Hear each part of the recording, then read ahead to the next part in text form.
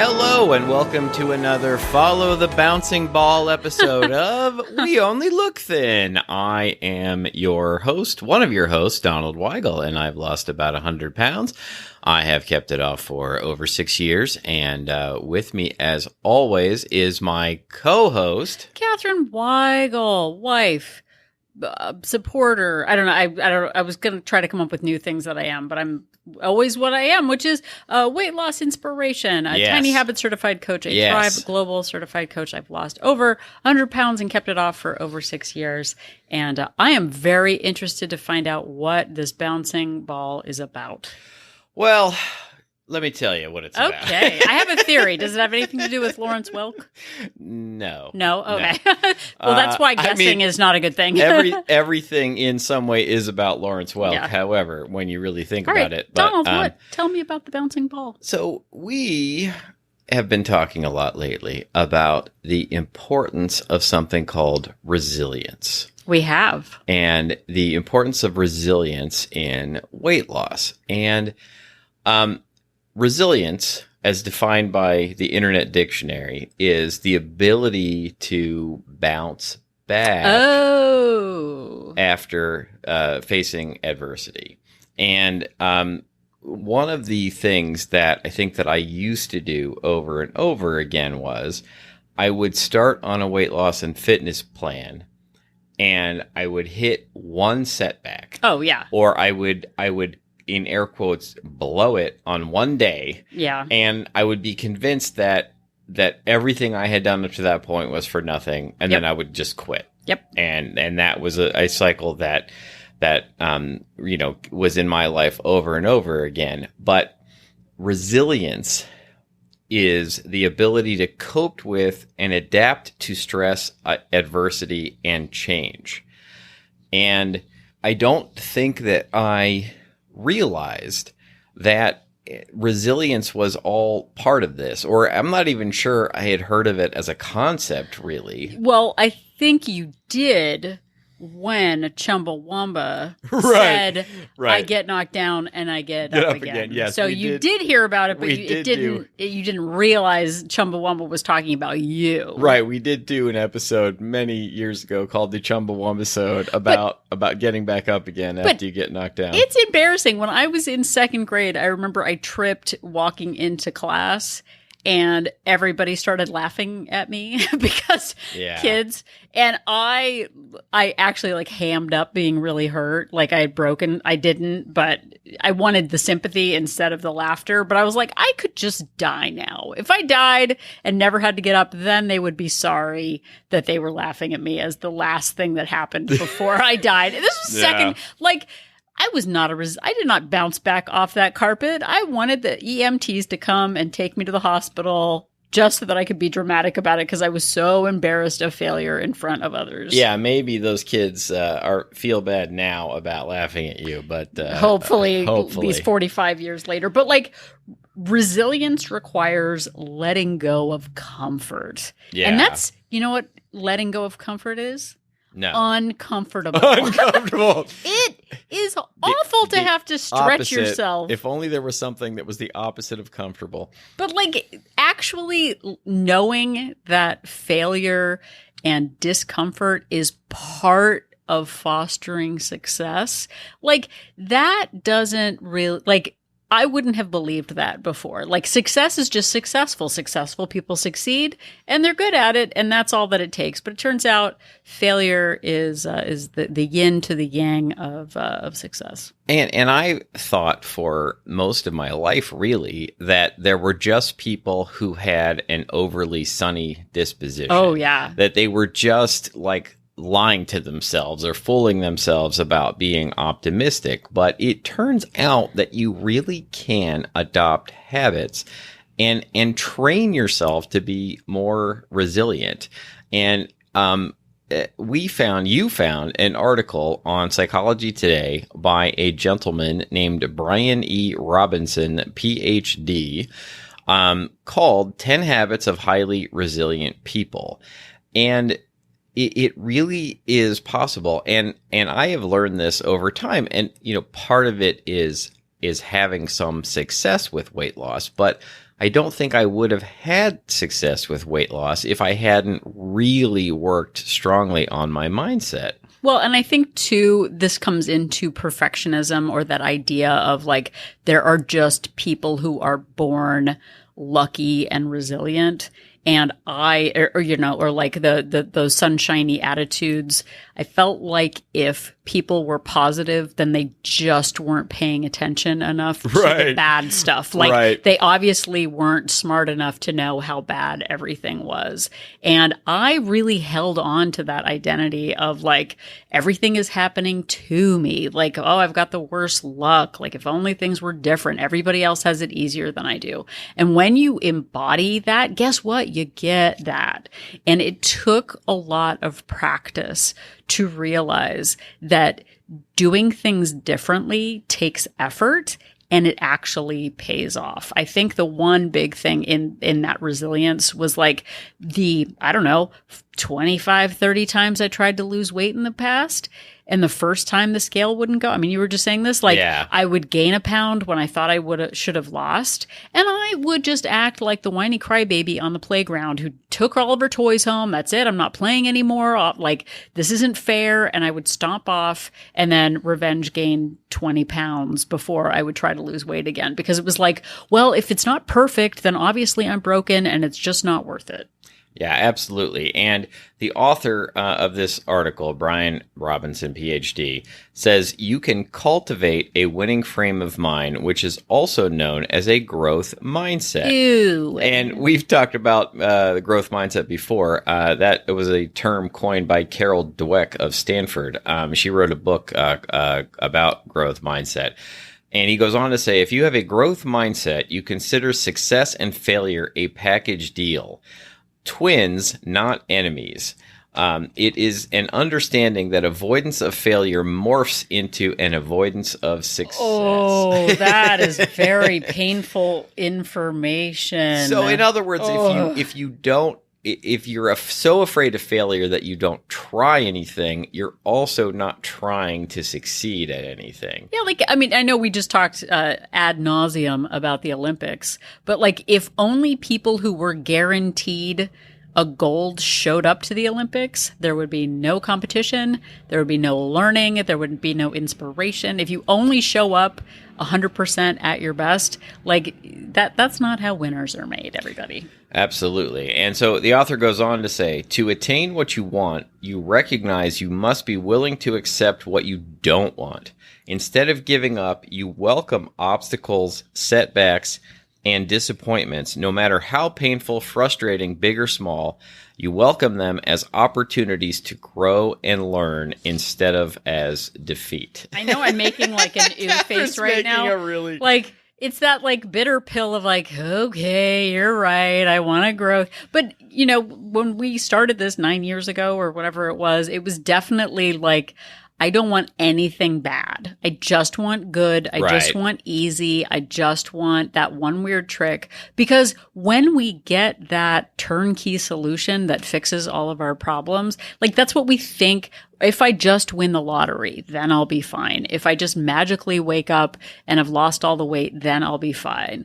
But it takes that sort of that resilience and that fortitude and getting that failure feedback thing that we've talked about before to really build up your reserves and your energy to withstand future challenges and to actually embrace the success. Like, look at what I achieved. I overcame despite my setbacks. Look what I achieved after all this time. I didn't think I could lose weight in my 40s. Like, I was like, oh, it's too late for me. And people say that like, well, it's too late. But proving yourself wrong feels really good. And that darn growth mindset is actually a thing that matters. Yeah. And you know, really believing that you can do it and that, you know, understanding setbacks are coming my way, your way was really a key to hitting a goal weight and not just giving up at the first sign of adversity.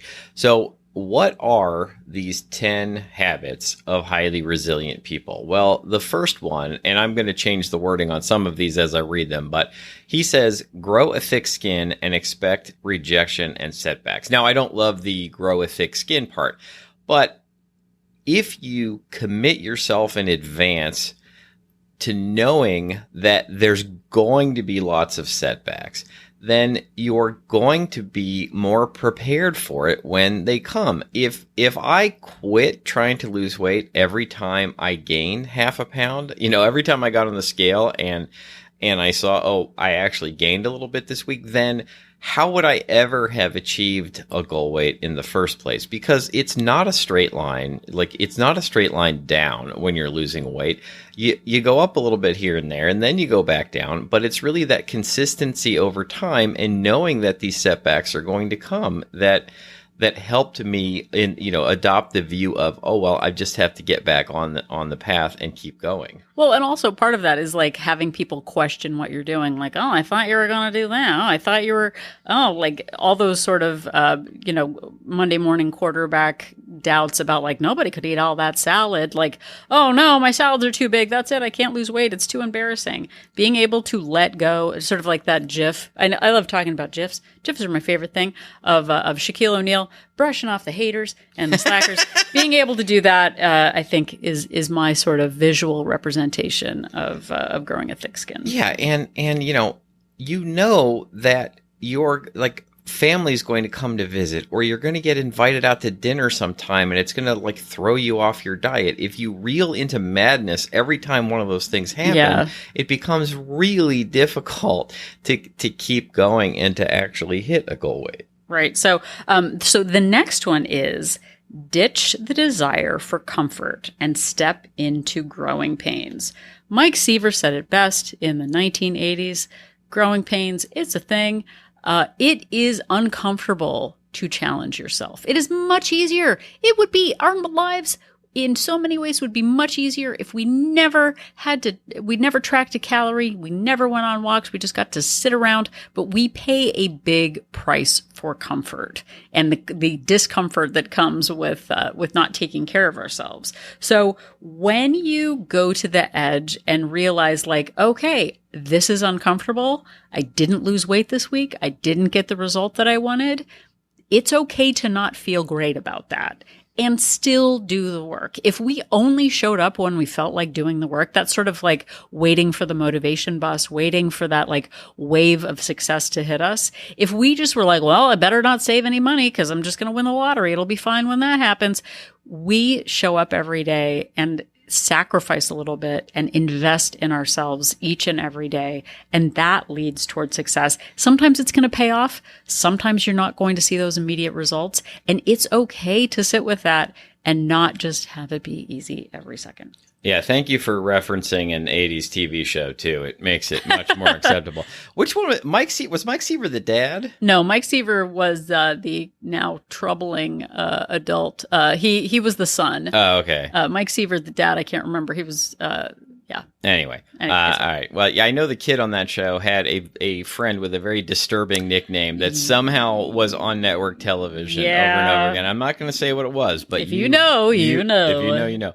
Okay, so the third habit is be willing to postpone immediate gratification in the short term for the fulfillment of your goals in the long term. Why is this on the list? How dare you attack me on this Saturday morning? And this doesn't mean that you have to, go through complete austerity measures, that you have to give up all pleasure and joy in order to lose weight, but it does mean that you have to very slowly, gradually work, your eating treats into your life and be mindful of how much of them that you're working into your life. And also that this can take the form of like, I need to get movement in every day or almost every day, or at least be consistent about getting some movement in. And not just, completely gratifying myself by laying on the couch watching TV all the time, but, not depriving yourself completely of treats, but realizing that, at least for me, continuing to consume treats at the rate I was consuming them was going to lead me to many health complications and to never hitting a goal weight. Right. And BJ Fogg talks about it in Tiny Habits, is the fact that we have competing motivations. We have our state of rest. It is passive. It is eating bonbons on a couch. Like, it is stillness. You're in bed. You're cozy. Who wants to break out of being cozy and relaxed? It takes effort, a little bit of effort to do that thing that is just out of reach, to go to the yoga class, to prepare your lunch, to like plan in advance. Like Donald said, I want a snack, but I'm going to have it later. When we give in to impulsivity, it's just like being a toddler. If you give a toddler every single dang a doodle thing that they want, not going to be the best human when they grow up. Yet we do that to ourselves because we don't like that discomfort of saying no to ourselves, but it really does pay off in the long run. Yeah. And look, we don't have that magic pill yet that will, get us to the goal weight that we want to get to with no, side effects and no negative results. So we do have to put in some effort to attain our goals. And if we, realize that up front and really accept it, it makes the journey easier. Well, guess what? If you don't do the work, you're not going to get the thing you say that you want. So what do you want? Be honest about that. Yeah, exactly. Okay, so number 4, cultivate spring back sustainability. So the article goes on to say, think of yourself as an elastic band that bends and stretches to a certain point before you spring back higher than you fall. So we have talked about it before. This is not a linear event. There are different seasons and setbacks and job changes and stressors and places where we need to pause our journeys and fun stuff and bad stuff. Like, this is not just a means to an end. This is a process. And whether we have no obstacles in our way and things are going really well and we feel motivated, use that while we can. That's that spring forward, but also know that there are going to be setbacks. And I've said it before, I gained weight 20 times while losing 100 pounds. Yeah. And in the before times, that first time I gained weight, I would quit. What would have happened in our lives, like both of us, really, if that February 14th, I gained weight and was just like, that's it, I'm done. That's like, it. It's over. Yeah, like, we would not be the people that we are today. So pushing back past that and knowing there's going to be setbacks and there's going to be gains, and it is worth being elastic. Absolutely. Okay, so number 5 is refer to previous experience. And what that means in terms of resilience is that you are a grown-up. Most likely, if you're listening to this, you are a grown-up. And you have overcome difficult things in the past. You have learned lessons, you have bounced back, and you can learn from those experiences and move forward and point to them and realize, you know what? I am capable of overcoming difficult things. I have done many difficult things in the past, and I can do more difficult things in the future. And when you really embrace that and own it, it makes it much easier to move forward and much more likely that you're going to hit a goal than if you just throw up your hands and go, I just can't do it. This is too hard. And you don't remember all of those times when you did push through and learn a lesson and achieve a goal. Well, and I think the entire basis of the We Only Look Thin podcast is making analogies that don't seem to connect in order to teach you weight loss lessons. And a lot of times we put into little silos like, well, yeah, I did that hard thing, but that has nothing to do with weight loss. Like, well, what skills did you learn?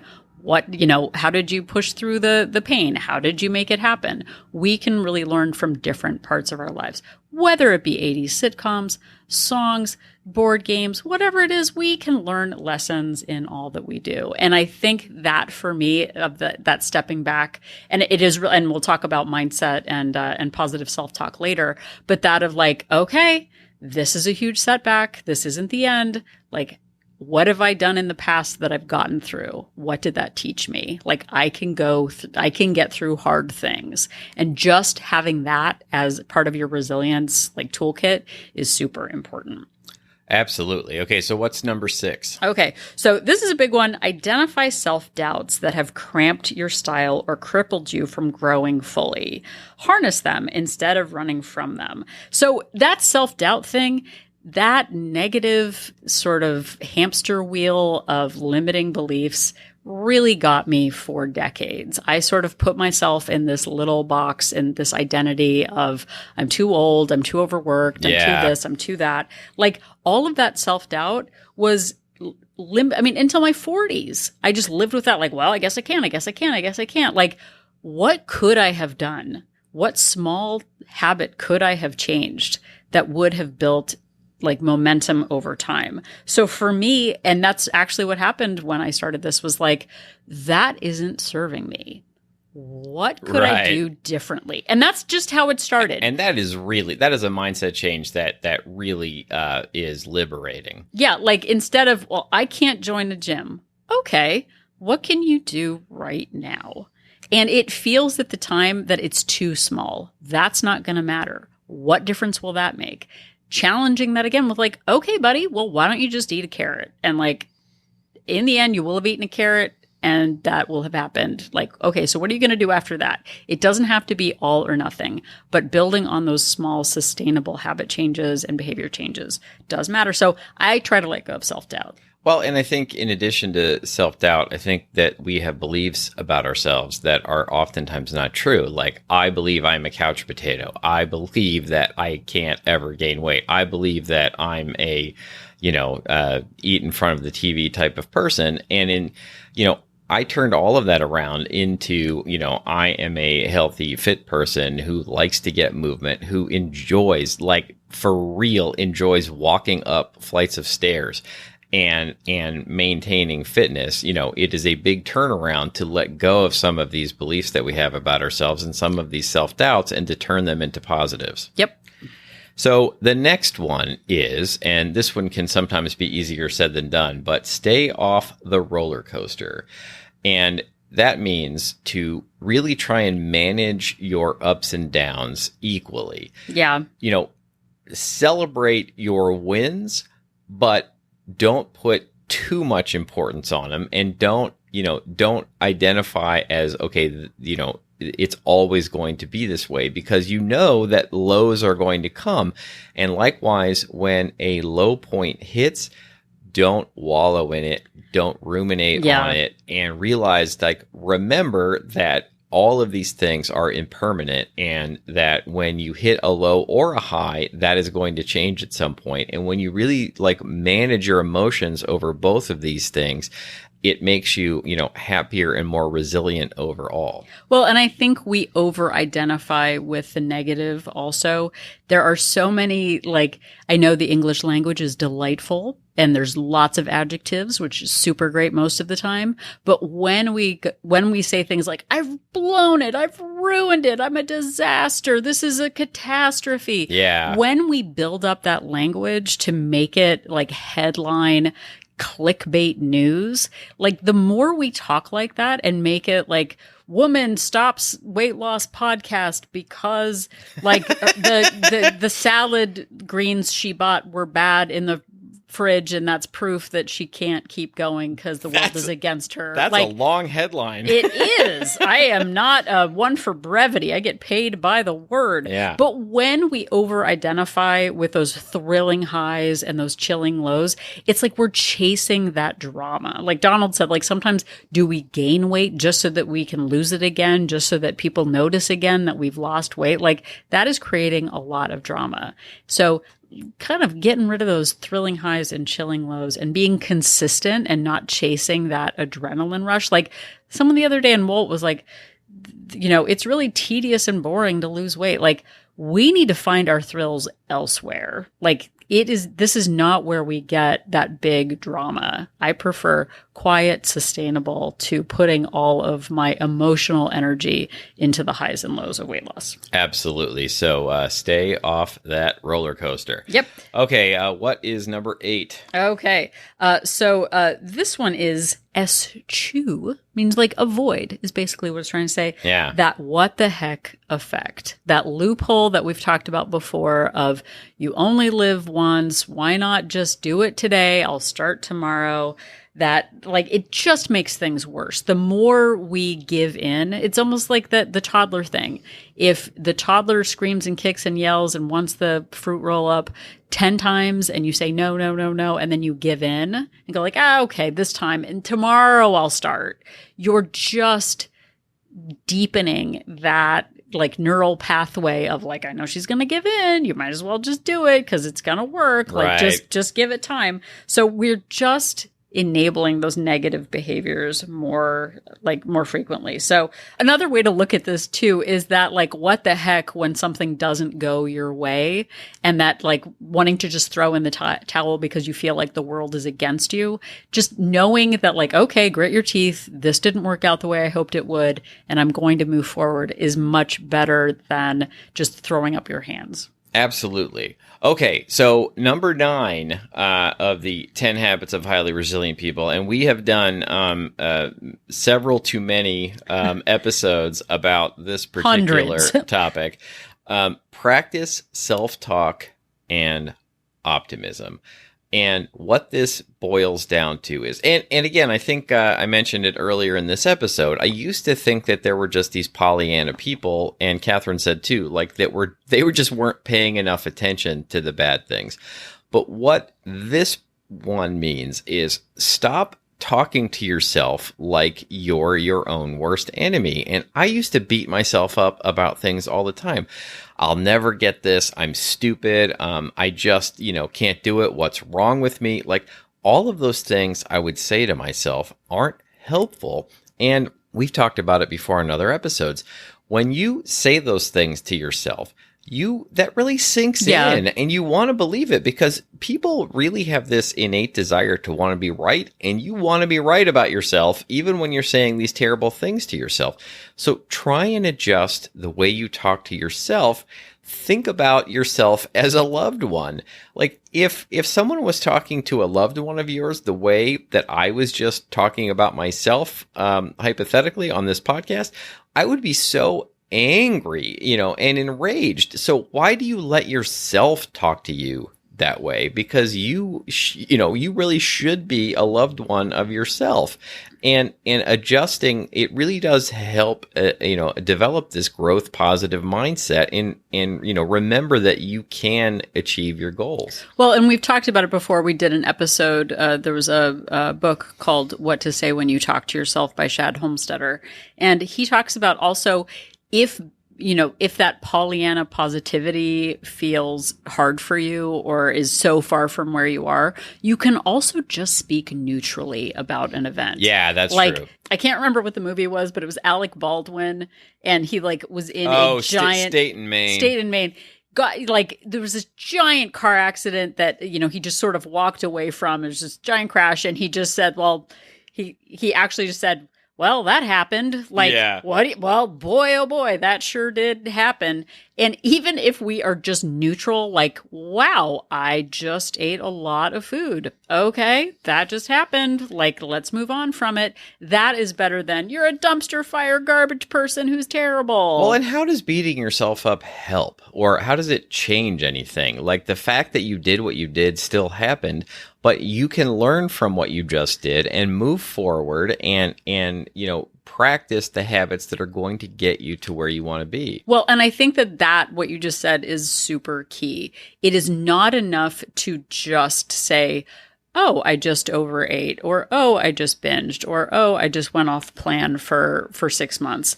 If we don't take that information and then make a plan to change it for next time, like, hey, I just ate an entire chocolate cake. Okay, what can I do next time? Next time, I do not bring more than one slice of cake home. Yeah. I only have it when I'm with other people. Like setting yourself up for success means actually planning for how to manage it moving forward. Not just, well, like that just happened and I learned from it. Like I'm a great person. It's not enough to do that, but to actually plan your strategy for next time, because there's going to be a next time. It's not just, well, I learned my lesson and I guess I promise I won't do it again. That's not a promise, is not a plan. Planning for what's next and strategizing is what makes the difference. It's not enough to just be positive, but to actually implement and understand that planning is what will set us up for success in the future. And that's what helps me know too. Like, I've dealt with this before. I had a setback and I know how I'm going to recover from it. Absolutely. Okay. So we have reached the 10th habit of resilience. People, bring us home, darling. I will bring us home. So catch yourself when you fall. Again, that's that when I get down, I get back up again.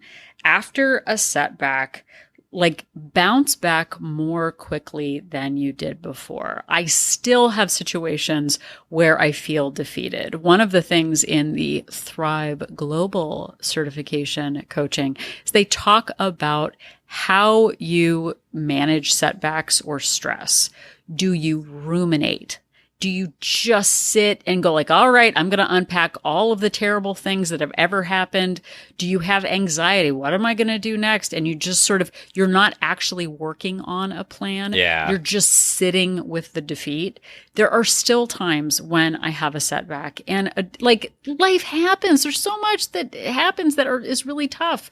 But when we go like, okay, I've had enough of that. Like, okay, I had a few minutes to really feel depressed and down about it. That's when you dust yourself off and come up with a plan for the next step. We don't have to figure out everything, but when we start small with what's the first thing I can do that will help modify my future in the moment. And this is something that Thrive has, is they talk about all of the different kinds of ruminating on negative thoughts. And the thing to do in the moment, sure, there are long-term strategies for lifestyle change, but in the moment, taking a deep breath, being present in the moment and kind of breaking that mental fog, stopping, taking a deep breath, repositioning yourself and go, okay, what's the first next step that I can take? Okay, I lost my job. Take a deep breath. Okay, I'm going to dust off my resume. What can I do that is next? Okay, I just had a setback on the scale. What can I do? I'm going to plan what I'm going to eat tomorrow. I'm going to make, I'm going to make a salad for myself. I'm going to pre-track my tomorrow. Having that small step takes you out of that, like, everything's terrible and I'm defeated and everything's wrong. Letting go of that, it happened, and moving forward, getting back up matters time and time again. Believe us, we still have to get up when we have setbacks, because we're not fixed. Just because we have had this podcast for 5 years, 6 years, whatever it is, just because we've lost the weight doesn't mean that we're walking away and we're speaking from some pedestal where everything is perfect now. Resilience is a big part of our lives. It's not just the goal of the number. It's being able to implement these skills. And it is a skill. All of this is effortful. It is sure much easier to just feel terrible about ourselves. Oh, I've got a setback. And being a victim. I just once, in that second grade, when I fell down, I wanted to be airlifted. I didn't know what, right. I wanted to be in traction. In that awesome bed where you're suspended by ropes, somebody else puppeteering and making everything happen. I have been, and this is serious, in my How great would it be to be in traction, everybody? No, but when you are in a position of I just want everybody else to tell me what to do. I don't want it this is beyond my control. Everything is out of my hands and being puppeted by other people. There's no responsibility in that, but there's no success in that. There's no confidence in that. Building resilience takes effort, and building these skills also take effort. So again, which one is something that resonates with you? Do you need to grow a thicker skin? Ditch the desire for comfort? Be willing to postpone immediate gratification? Cultivate spring-back sustainability? Refer to previous experiences, identify self-doubts that have cramped your work and grow from them, stay off that roller coaster, eschew the what the heck effect, practice positive self-talk, or catching yourself when you fall. Which one is a challenge for you? Pick one of them and decide that you're going to focus on that. Realize you don't have to fix everything at once, but once we start with the thing that we know is getting in our way, something small, and we start changing it, once one thing changes, it creates a ripple effect and a domino effect, and we know we can make additional changes. I know it is true for me, and I know it is true for Donald. So we are confident that it can be true for you. Absolutely. And remember to always be on your own side and be your biggest cheerleader as you're moving forward. And also remember to listen to more episodes of We Only Look Thin. You can find them wherever you found this episode. We are on all of the major podcast platforms, the most recent 300 episodes. And if you want to go back to the very beginning, you can find every episode on YouTube and on our website at any time at weonlylookthin.com. Yep, and if you are at weonlylookthin.com, you can click on that link for Join Our Support Group to find out more about Wolt Place. We Only Look Thin Place is our Facebook-based accountability group for women. We are not a weight loss plan. Come with whatever plan you're doing. Hang out. It's like a sack lunch. Bring it. Come over to the table. Hang out. The sack lunch bunch. Yeah. But we are a place for accountability and support and mindset work and just showing up, being vulnerable, being honest. This is a really great place to show resilience and to challenge yourself.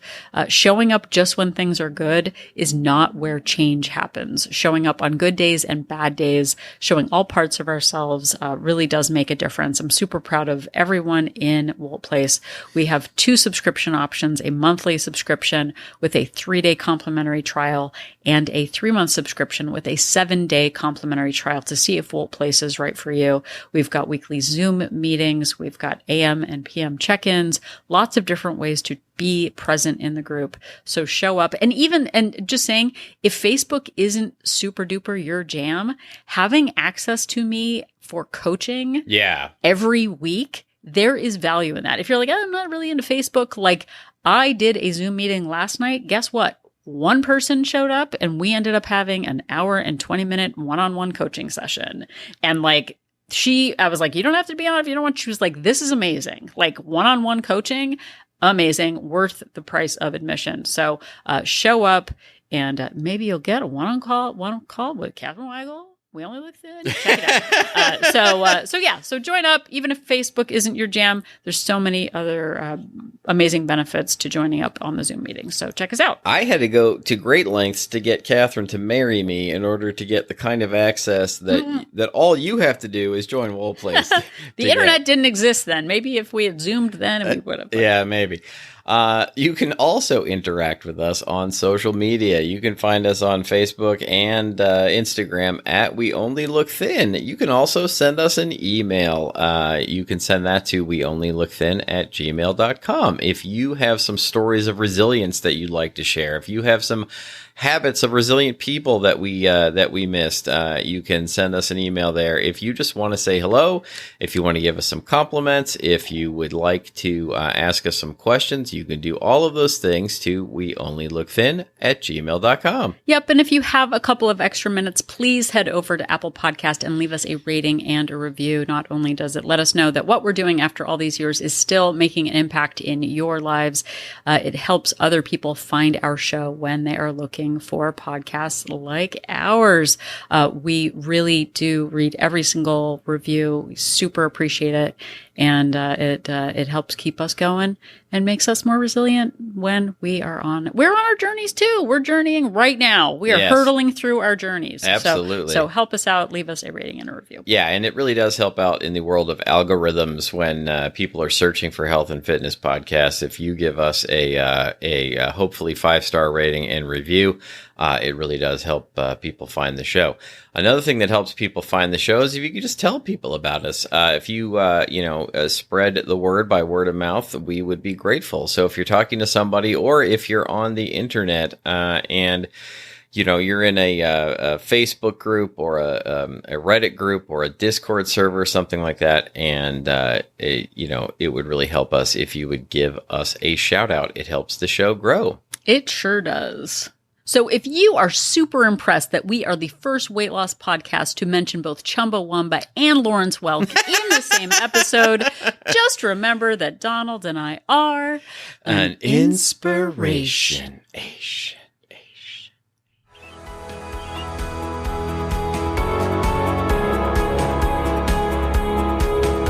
The information that you hear on this podcast is for informational purposes only. The hosts are not medical professionals. You should always consult with your doctor, nurse, or other certified health professional before beginning any diet or fitness program.